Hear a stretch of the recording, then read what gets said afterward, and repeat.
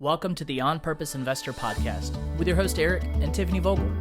We've spent several hard years building a rental property portfolio so we can have more time with our family and live our ideal life. Now, finding your path can be difficult, so we're here to guide you along the way with lessons, tips, and tricks to design and implement your dream life. Now, sit back, turn up the volume, smash that follow button, and get ready for this episode of the On Purpose Investor.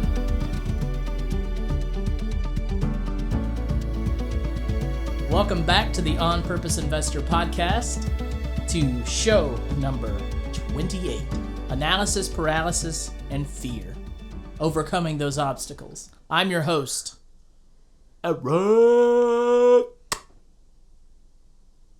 And my beautiful, amazing, talented, pregnant, lovely, awesome mother, awesomely talented, can work a spreadsheet like it's on the back of her hand, the most amazing, redheaded beauty, Tiffany. Wow, that was long. Elongated, yet deserved. Oh, well, thank you. Deserved. That was sweet. You're welcome. All right, let's dive in. All right. So we're talking about analysis paralysis and fear and how that holds people back from getting started or taking that next step to something bigger. So, I mean, I think that's a common objection we hear is like, I just can't get over taking action. I just go to seminars, I read books, I listen to podcasts, but I just can't pull the trigger and make that first step. People spend their whole life living, let's call it a jar, right? Here we go. People spend their whole life living in this fictitious jar. And if you're watching on video, we will use this candle to elaborate, right? The candle's not lit. I know, you forgot to light it. Just for anyone watching or listening. Imagine your whole life has been spent living in this candle jar. And the wax is burnt down, so there's some room in there, right? And that's a pretty traumatic life. Oh, yeah. Constantly being on fire and melting. Yeah, that's right. So you're in this jar, and the life of making those big decisions is just right outside this jar. And the problem is you've lived your whole life imagining that there's this lid on it. And unfortunately, every time you feel like you jump, you think you're hitting this lid. And just like the study done with fleas in a jar, if you put a bunch of fleas in this candle jar and you left the lid on it for a day or so, those fleas would jump and jump and jump. They'd hit the lid, and eventually they would stop jumping so high that they keep hitting the lid. They would end up conditioning themselves to not jump any further than this lid right here. But if you take that lid off, those fleas could very easily escape because they can jump something like 1,000 times higher than their height or 1,000,000 times higher than their height. They're fractions of a centimeter or millimeter tall, yet they can jump feet. But the problem is they've been conditioned to live this life within this jar, imagining that there's this lid on it, even though they have the ability to jump past it. Now, imagine you're this flea and you're trying to jump out of this jar, and you've lived your life thinking there's a lid on it. And what lies before you is this decision to move forward and make this big jump. You're afraid you're going to hit this lid. But the thing is that lid's not there. You have the ability to jump well past the lid and into another jar, right? You're going to live your life in some type of jar, and there's always going to be some type of lid that you think is there. But the reality is that you have the ability to jump out of any jar that you are in. The problem is we're afraid. You're afraid to jump. And in the Pathfinder's journey, I did my best to elaborate on how do you jump out of this jar, even when there's no lid. And the biggest thing that I came to was you will never jump out of your jar with no lid if you don't know why you're jumping, where you're going once you get out. If you can't find a sense of safety and security once you get out of your jar, why jump? Because your safety and security is inside the jar that you're in. You're comfortable. You're happy. That's where that's where home is. The risk has to be worth it. That's right. The reward has to be big enough that the risk would be worth falling on your face. That's right. So, I mean, if you're watching this on YouTube, you can see, imagine that this is your jar. It's, like maybe a 4-inch tall jar. But this is the life you've been living. And now you want to jump into a jar that is a lot bigger, with a lot more possibilities, with a lot more room to grow and to spread your oats, if you will.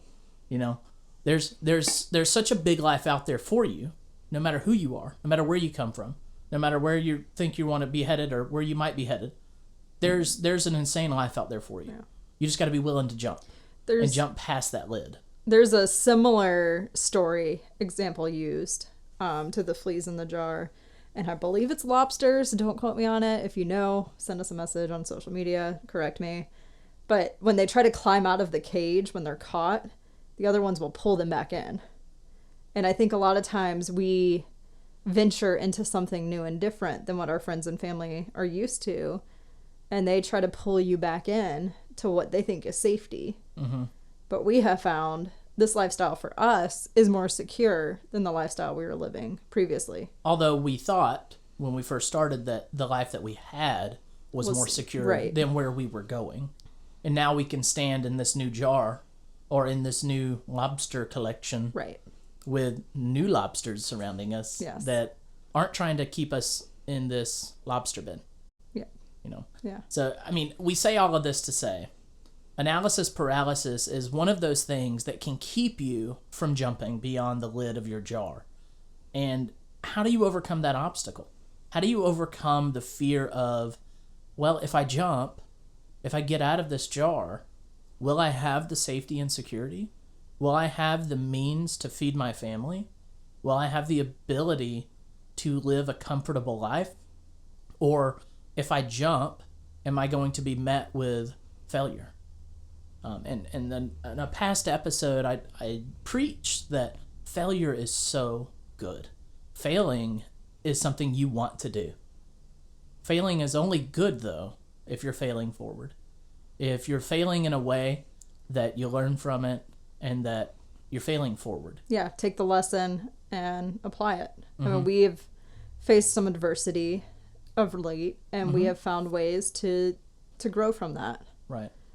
So it's just making sure that when you face failure or a setback, that you take it and use it in the future, because then it doesn't become a failure. It's a seminar, as we like to say. Yeah. We got a seminar in a lot of things over the past couple of weeks. Mm-hmm. We absolutely have. And we learned a lot, and we're going to use it going forward. So. And we're talking in regards to our book launch and getting the book off the ground. And it's just, there's a lot of things we didn't know that now we know. And, you know, that is a seminar in and of itself. Yes, for sure. So I think let's dive into it. Yeah, I think it comes down to finding what is the fear that you have. Why are you stuck in analysis paralysis? And I know in a previous episode, I can't remember which one, but we talked about the best case scenario and worst case scenario. Mm-hmm.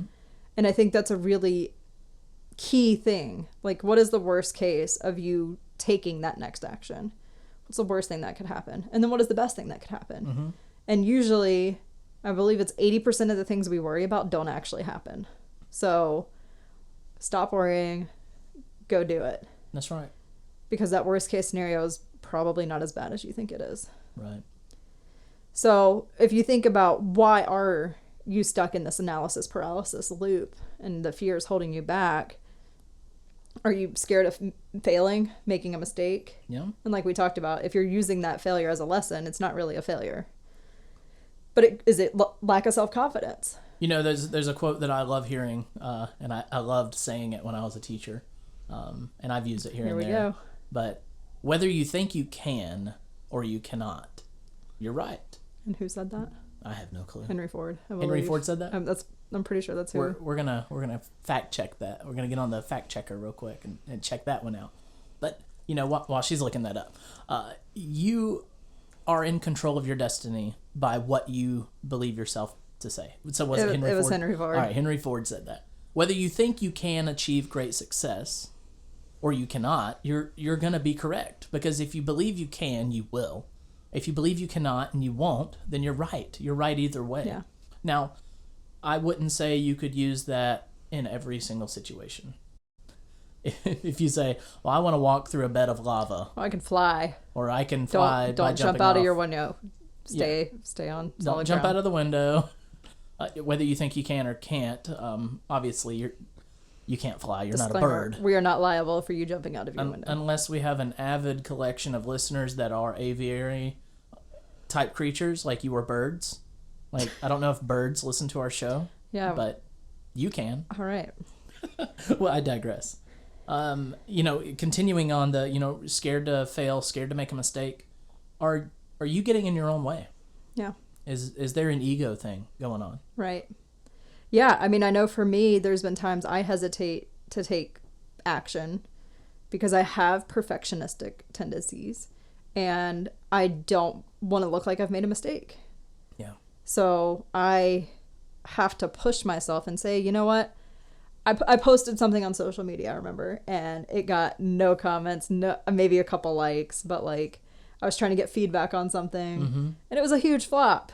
And yeah, my ego was hurt, but are you glad you did it? Yeah, yeah. I pushed myself outside of my comfort zone and jumped out of my jar. And it was incredibly uncomfortable, but it was a step.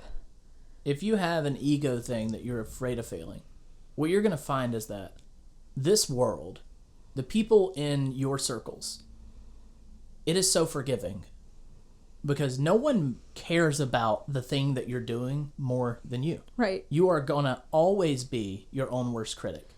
Well, and someone outside looking in and seeing that post and seeing, 1 or 2 likes, and it was a huge deal for you. And it was a huge flop for you. But from the outside looking in, it doesn't look like that. What it looks like is, well, Tiffany pitched this thing and 2 people liked it. Good for her. Like that's what they might see. Maybe it didn't, the Facebook gods did not like my post and it didn't get pushed out in the algorithm like it should have. There's a lot of things that could have been at work. And I guarantee you there were people out there that saw your post and said, she's brave. She's courageous.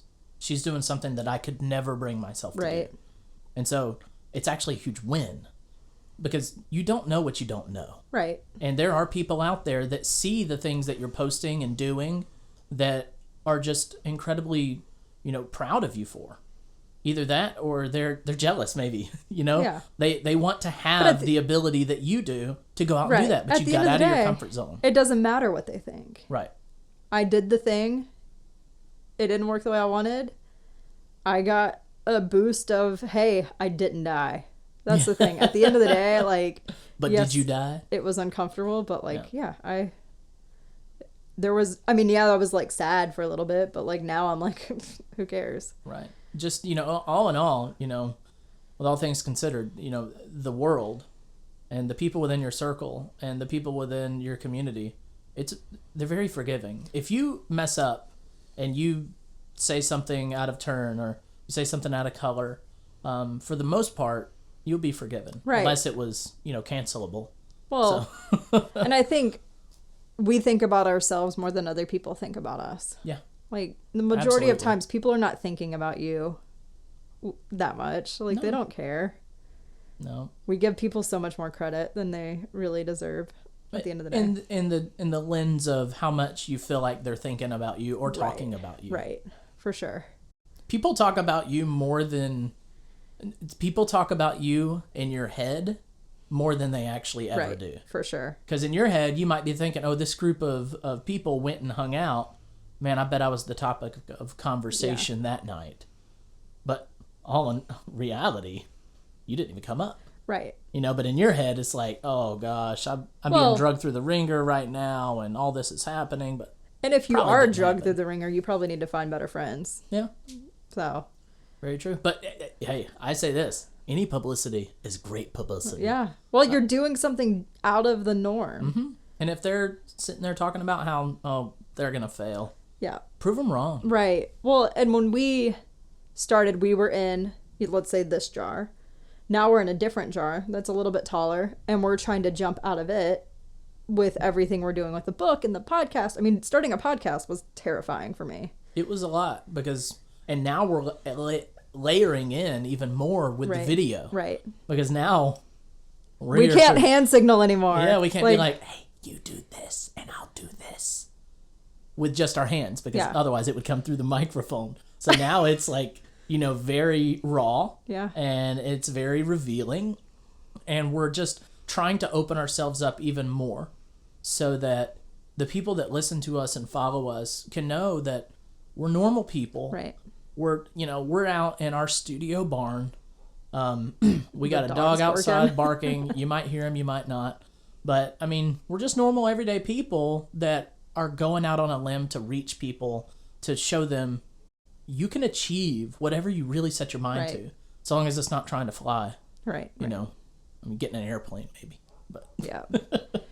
Yeah, I'm checking the baby monitor real quick, hoping the dog doesn't wake the kid up. Well, we can be so hopeful. Yeah. All right, so let's move to the next one. You can't afford to lose money. Real quick, before we go on, I want to just go back. When we first got started in real estate, we pursued a deal that didn't happen. And we talked about that last season. Mm-hmm. And we lost money on it. We lost a lot of time.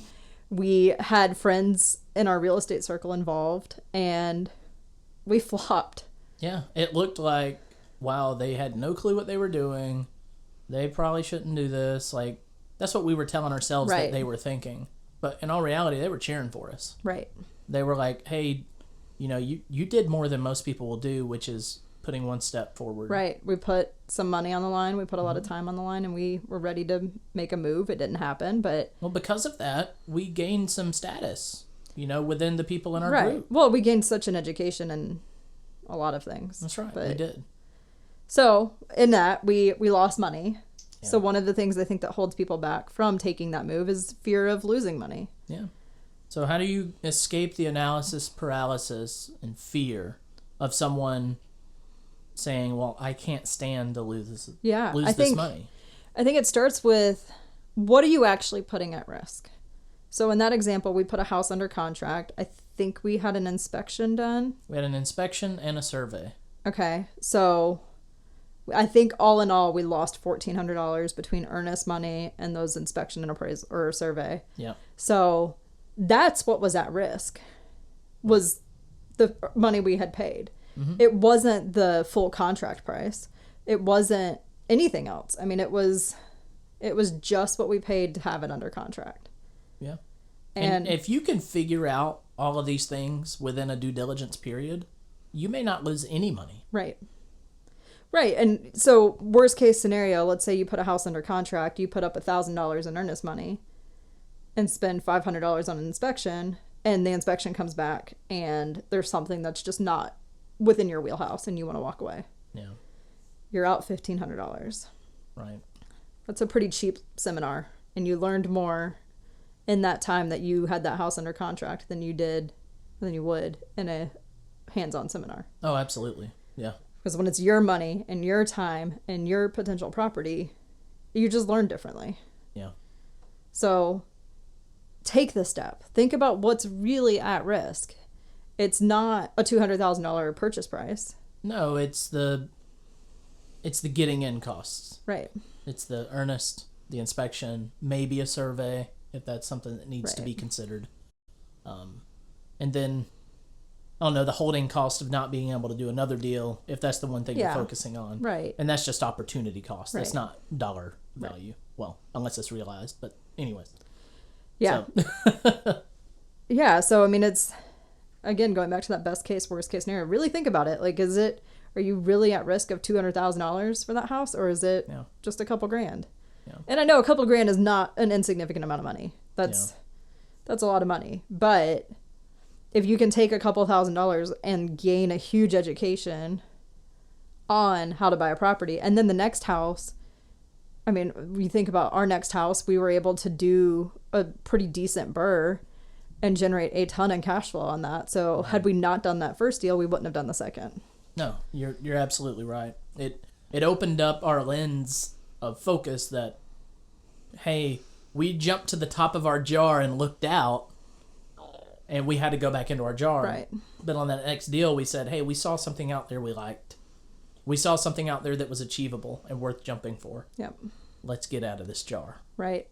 So if money is what's holding you back, we talked about money on episode 26. Mm-hmm. So you can start with some lower risk options like we talked about on that episode. So just to recap, we talked about wholesaling, master leasing, half the pie deals, and mobile homes. Yeah. So if money is really what's holding you back, go consider some of those lower risk options when it comes to money and start there. And, the higher risk things that you could get into within real estate investing is flipping, in my opinion. Because, you get a screaming hot deal on a property that needs, fixing up, and you get it for a great deal and you fix it up, and your projected sale, let's say, is $150,000, but it's only drawing offers for 130, and at 130 you're breaking even, or 130 you're losing money, and 150 you were making some money. But your hopes were, in this market everyone's going over asking. Your hopes were Right. it'll sell for 175, and as a flipper, you have to have a hedge for yourself and for your money that you can stand to win some, lose some. Right. You can win big and you can lose big at times. Right. It really depends on, how much are you doing? Are you doing one flip every 3 months? Are you doing one flip a year? Or are you doing 10 flips a month? Right. Because if you do 10 flips a month and you lose on 2 of them but win on 8, your risk factor is, I just need the steady income of properties. I can do a lot of them. Mm-hmm. But if you're only doing one a year, you can't stand to lose on that Right. one. Well, in that situation, you just have reserves and be ready that you might lose money. Mm-hmm. I mean, there are definitely higher risk approaches to real estate. Yeah. And that's where picking the strategy that works with your toolbox and your dream life is key. Yeah. So another thing a lot of people do is they want to be 100% sure that it's a good deal before they buy. It's a big miss, in my opinion, because the best way to learn how to do something is to just do it. Real estate is very forgiving, because if you can stand to hold on to that property, if it was a big loss or a bust in that first year, over time it's going to become a win. Right. And it's not guaranteed going to become a win, but it's likely going to become a win. So if you overpaid for a property in the past 12 months from today, and it's July 19th of 2022, if you bought a property 6 months ago and you feel like you overpaid for it, and you're stuck with it and you can't sell it, Mm-hmm. hold that property for 5 or 10 years. I promise you. Well, I can't promise. I don't want to make an empty promise here, but I can give you the likelihood that you're going to be so glad you bought it. Right. Because there's another quote that I love to hear, that the best time to buy a house is today. The second best time to buy a house was No. The best time is yesterday. yes. And the second best time is right now. Right. Yeah. Yeah. Definitely. I mean, I was just looking at our property spreadsheet. Mm-hmm. We have a house it's a fantastic house. It's a 4-bedroom, 2.5 bath. I mean, we put in a decent amount of money, but it didn't appraise the way we thought it would. Right. And we left a lot of money in that house. And to us, that was a huge failure. Right. Because we didn't have the cash to leave in it. So always have reserves. Side note, don't do what we did. But Mm-hmm. at the end of the day, it cash flows really well. We got a really good loan on it. Not for the amount we wanted, but in 5-10 years, who cares, you That's know? right. That's right. Like, it cash flows fantastically. I think our cash on it was 21%. That's good enough. Right. And that's just cash on cash. That's not accounting for appreciation and depreciation and all the other benefits that go Mm-hmm. with real estate. Right.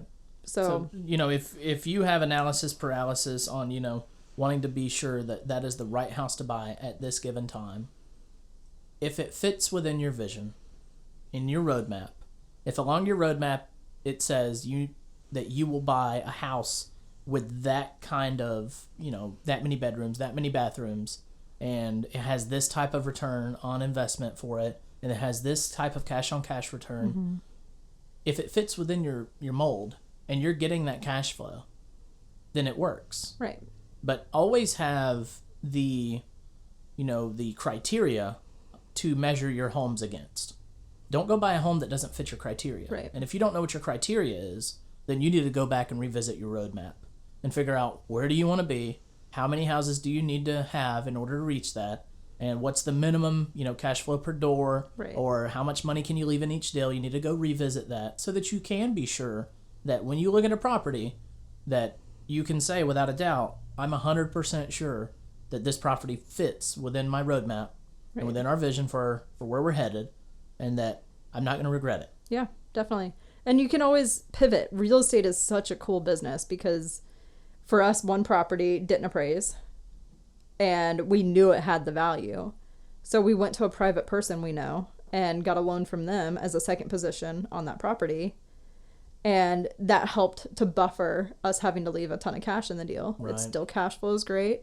They're happy to get their interest check every month. So it was a win-win across the board. Yeah. But you have to be able to take action and then find a solution that fits when things don't work out. Right. But you can't get to that spot unless you're taking action. Exactly. And I am big on the progress, not perfection quote. Because as long as you're making progress towards your goals and your dream life, you're on the right path. Things might not go 100% perfect every time. And there have been times we've gotten appraisals back on our BRRRRs and we've celebrated. And there's been times that we've been really angry. Yeah. And you take it all and it averages out over time. If you do enough deals, it gets easier and you win some, you lose some. But at the end of the day, we've won across the board because we have a great portfolio and that cash flows that right. we didn't have to dump a ton of money into. Right. And that, is full of equity. Right.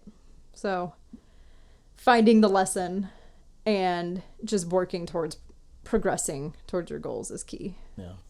Yeah, absolutely. So if you're finding yourself in a situation where you're like, I have all the tools, I even have a nest egg, I even have financial partners or financial friends that are willing to lend me money, I just don't want to make a mistake. What would your advice be to someone in that position? I think you really have to uncover why you're so scared of making a mistake. Is it some inner work you need to do with yourself? Is it just pulling the trigger and taking a step? I mean, you can approach it a lot of different ways, but you have to understand yourself and what's holding you back and your fears. Do you think that all the white noise that surrounds real estate investing keeps a lot of people back? Yeah, I think especially where the market is and is heading, real estate seems like a crazy investment to make right now. Mm-hmm. But we're gearing up. We're waiting. Yeah. Because we know the tide is going to shift and we're going to be able to get some great deals. Yeah. Well, we hope. We don't know. We don't have a crystal ball. But from what our teachers and the people who have been around a long time are saying, there's opportunity coming in our market. And we know roughly where we're going to go when we get ready to pull the trigger and start buying again. You're right. Yes, I am fearful at times of where the market's heading. But I also know real estate's a forgiving business. And if you are in a situation where you can afford to cover some situations financially, like if you have reserves, you can weather the storm. Yeah. So I would just say have the stockpile of cash reserves or access to cash. You don't have to have it sitting in the bank. Right. And be ready to take action when you find that deal. So I asked her about white noise. And what I mean by that is, so what do I call white noise? White noise is anyone that comes up to you and says, oh, you shouldn't invest in real estate because this, and this. And some of this white noise might be, well, the tenants are going to destroy your home. Or you're going to have a leaky toilet to go fix at 1 a.m. Or you're going to name the thing. But it's going to be that one thing that they're like, well, I wouldn't put up with that. I wouldn't deal with that. And you got to think, yes, you're going to have certain things come up. We had a tenant that got locked out of her house the other day because of a faulty lock. And it was the middle of the night. It was midnight. We didn't answer the phone. I mean, I would have loved to have been able to do that for her, talk to her on the phone and then, say, hey, I got a key for you. We can meet up and I'll give you the key. But we weren't awake. And she had to get a locksmith to drill out her door. And how did we fix that? Well, we told her. Well, it was a faulty lock that we're responsible for making sure works. I verified that the batteries weren't dead. The lock malfunctioned. And so we wrote her a check for what she spent on the locksmith and put a new door lock in there. So $250. Yeah, that stinks. It would have been a lot cheaper if that hadn't happened. Yeah. But overall, over the past 3 years, that property has done extremely well. Right. And when we it comes don't hear to cash flow. Right. We don't hear from them. We have reserves every month to cover things like this. Right. So it's just in the numbers. Yeah. The noise is often the headache that comes with it. My question to you is, would you rather deal with the headaches of a business that are being run by someone else? Or would you rather deal with the headaches of building an empire for you and yours? Mm-hmm. When you go report for your job, you're going to deal with headaches. There's going to be that one person at work that you don't get along with. There's going to be all these, reports that you have to generate for your boss. Or there's going to be this different benchmark or milestone or, pro forma that you have to meet for your boss. And that's a headache to you, right? And, you bring in work home with you, and there's this different things that they're headaches. They come with anything.